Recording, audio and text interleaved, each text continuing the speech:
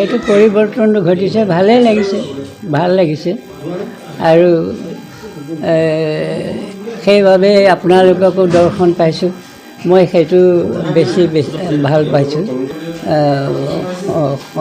সত্ৰীয়া সংস্কৃতি মোৰ বাল্যবিলাক যিবিলাক ছাত্ৰ ছাত্ৰী বৰ্তমানো আছে, তেওঁলোকক মই আশা কৰিছোঁ তেওঁলোকে এই সত্ৰীয়া সংস্কৃতি অধ্যয়ন কৰি সমাজৰ কাৰণে সদায় যেন ৰক্ষা কৰিবলৈ তেওঁলোকক হৰিয়ে শক্তি দিয়ক আৰু আপোনালোকেও লগত আশীৰ্বাদ দিয়ক।